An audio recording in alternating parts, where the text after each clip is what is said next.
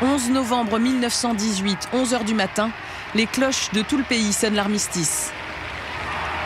Partout en France, comme ici dans les rues de Paris, des scènes de liesse, des soldats et des femmes s'embrassent devant les caméras.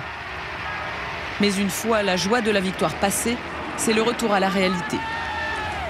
Tout ce que veulent les poilus, c'est rentrer à la maison et retrouver la vie d'avant. Retrouver les femmes au foyer, c'est simpliste mais c'est vrai. Retrouver les métiers qu'ils ont abandonnés et le quotidien qu'ils ont abandonné. Or, il retrouve face à lui des femmes de plus en plus fortes, des femmes, notamment dans les campagnes, qui n'ont plus l'habitude de se taire ou de rester debout en donnant à manger, qui ont pris l'habitude de s'asseoir, de décider, de diriger les enfants. Ces femmes qui ont travaillé, géré leur budget seules pour la première fois, sont donc priées de refermer la parenthèse. L'État les démobilise et les renvoie chez elles. Leur nouvelle mission patriotique, repeupler la France. Des affiches comme celle-là fleurissent un peu partout dans le pays. Une femme coiffée d'un casque militaire, dont le nouveau combat est d'enfanter.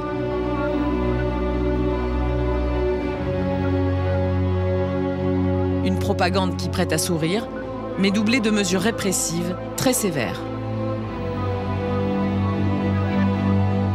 Cela se traduit par exemple par la loi de juillet de 1920 qui interdit toute propagande en faveur de la contraception. On n'a plus le droit d'en parler, c'est interdit sous peine d'amende. Cela se traduit par un durcissement de la répression de l'avortement. Les femmes sont renvoyées chez elles, mais elles n'oublient pas l'émancipation des années de guerre. Elles se coupent les cheveux, elles abandonnent le corset, elles portent des pantalons et elles fument. Leur nouveau combat, obtenir, comme les Américaines, les Canadiennes ou les Anglaises, le droit de vote. Mais la France est encore très conservatrice. Les Françaises devront attendre 1945 pour faire entendre leur voix dans les urnes de la République.